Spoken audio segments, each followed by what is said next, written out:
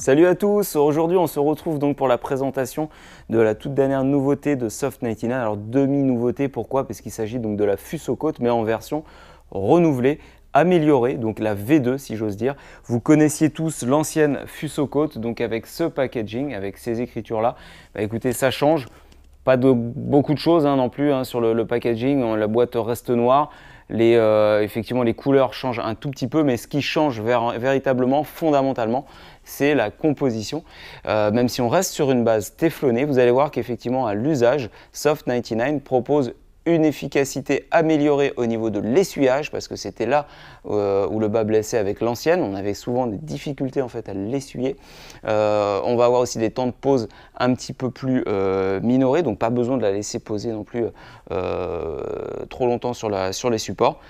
Une composition un petit peu plus éco-friendly, donc pour l'utilisateur et aussi pour l'environnement. Donc ça, c'est aussi intéressant. Donc voilà en gros à peu près les innovations proposées sur cette dernière évolution de Fuso Coat. En l'occurrence ici, le modèle Dark pour les couleurs foncées.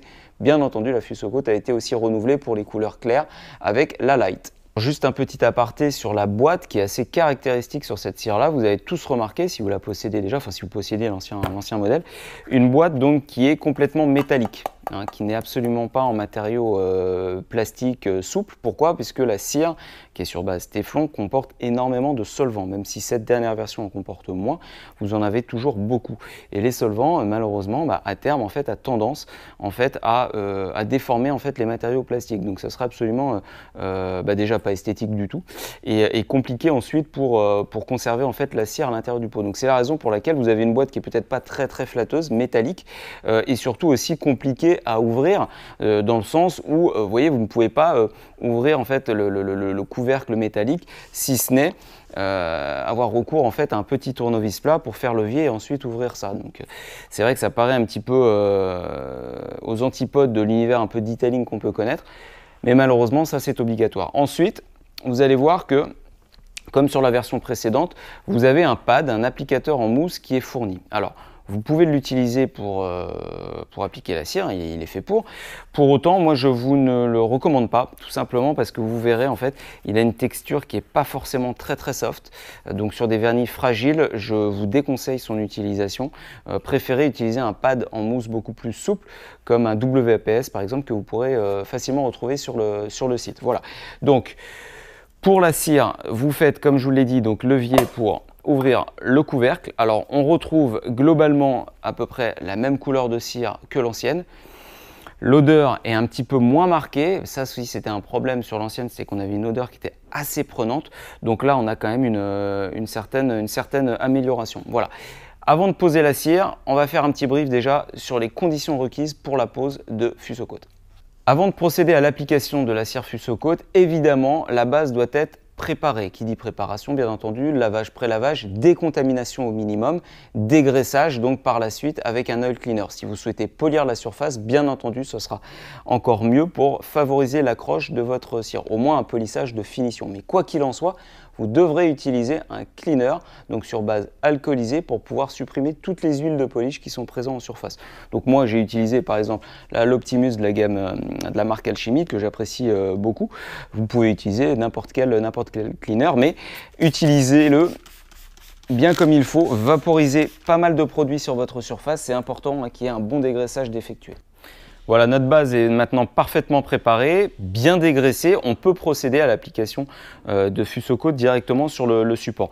Vous veillerez toutefois à éviter d'en appliquer sur les parties plastiques, donc là en l'occurrence les gicleurs, les joints, les baguettes éventuelles sur le reste de la carrosserie. Donc n'hésitez pas sinon à masquer ces parties pour éviter d'avoir quand même un blanchissement en fait qui s'opère sur le plastique, lié notamment au solvant présent dans la cire.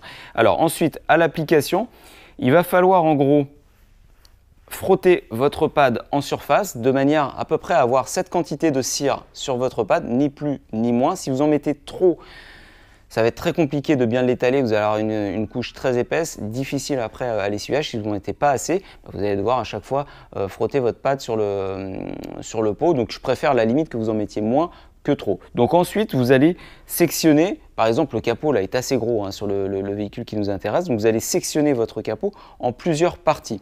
Et vous allez procéder par une application rectiligne croisée. C'est-à-dire que si vous commencez par exemple ici, vous allez faire des mouvements rectilignes du haut vers le bas, et ensuite vous allez croiser de gauche à droite. Pourquoi on fait ça? Tout simplement parce que Soft99 indique, et ne s'en cache pas, que cette cire contient aussi quelques très légers remplisseurs, sachez-le. Donc si vous avez quelques petites marques en surface, n'attendez pas non plus que cette cire-là comble des micro-défauts de surface, des micro-rayures, en aucun cas. Mais si vous avez des très légers défauts de surface, quelques fins hologrammes, des cheveux d'ange, des choses comme ça, oui, Soft99 recommande effectivement l'utilisation de cette cire pour pouvoir combler éventuellement ces très très fins défauts. Donc l'application effectivement en criss-cross, c'est-à-dire au bas, gauche-droite, permet de remplir ces défauts-là. Donc procédez après à la couverture complète de votre élément. Il faut que la couche de cire de fuseau soit la plus fine possible. Ça c'est important comme je vous le disais. Donc n'hésitez pas à tirer le produit en surface.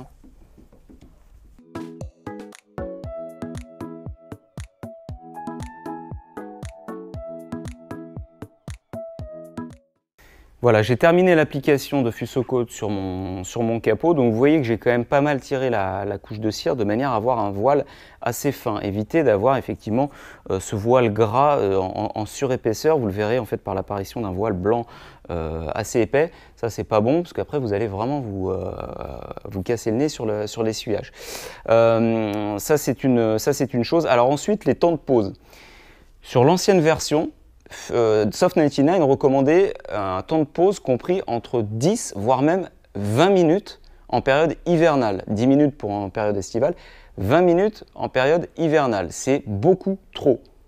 Et c'est pourquoi il y a eu énormément en fait, de personnes lors de l'application qui ont véritablement galéré à l'essuyage, qui nous appelaient même chez Maniac Auto et qui ne comprenaient pas et qui étaient obligés en fait, de forcer pour essuyer.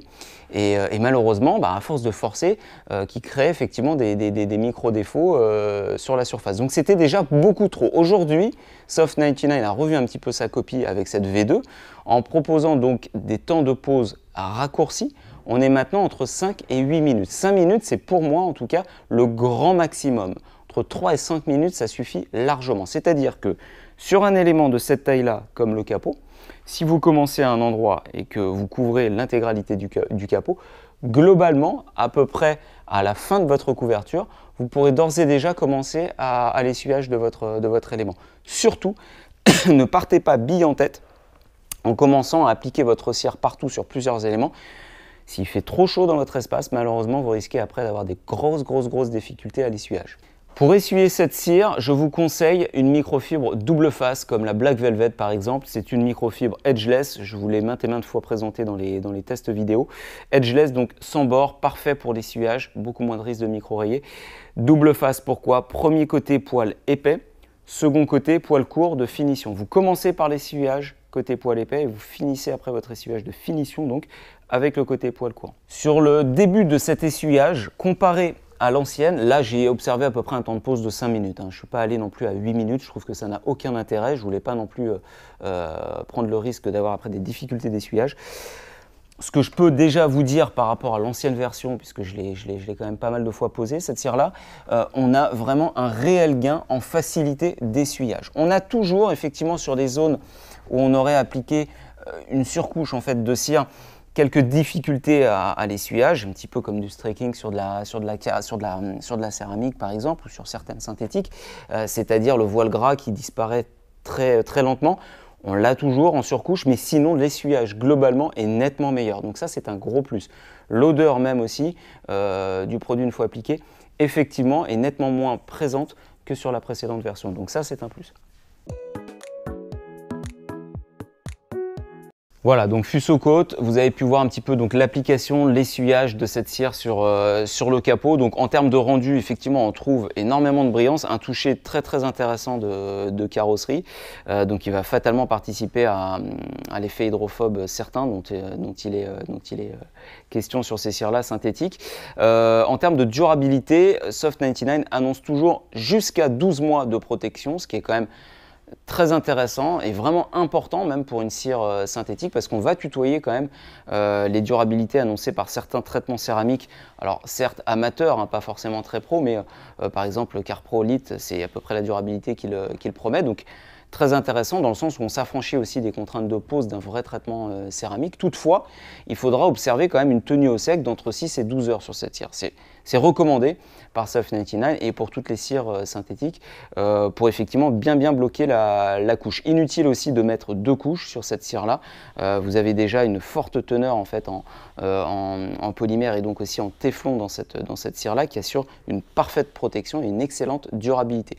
Vous aurez très peu d'intérêt à enchaîner les couches. Et enfin, dernière chose sur l'entretien de votre protection Fuso-Coat, vous pourrez le faire tout naturellement avec Luxury Gloss, donc qui est l'équivalent en fait d'un Quick Wax. Donc c'est une cire liquide à vaporiser que vous pourrez faire après chaque lavage ou tous les 2-3 lavages. Plus périodiquement, ça suffit largement, étant donné déjà la protection qu'on peut espérer avec Fuso-Coat. Mais ça sera effectivement la protection à employer pour votre carrosserie, mais pas que. Hein, si vous avez décidé d'utiliser Fuso-Coat sur vos jantes ou sur toutes les parties vernies de votre véhicule, aucun problème, vous pourrez appliquer Luxury Gloss partout. N'hésitez pas, il y a même un kit qu'on a créé spécifique pour cette cire-là, donc avec la cire, le Luxury Gloss et la microfibre dédiée. Voilà. Vous savez maintenant comment appliquer cette cire, vous avez pu vous rendre compte effectivement des améliorations sur cette V2 qui sont notables, hein, encore une fois. J'insiste là-dessus, ça vaut vraiment le coup de s'y pencher parce qu'on a gagné en facilité de pose. N'hésitez pas à la tester ou à la retester, à nous faire part de vos commentaires et je vous dis à très bientôt pour de nouvelles vidéos. Ciao!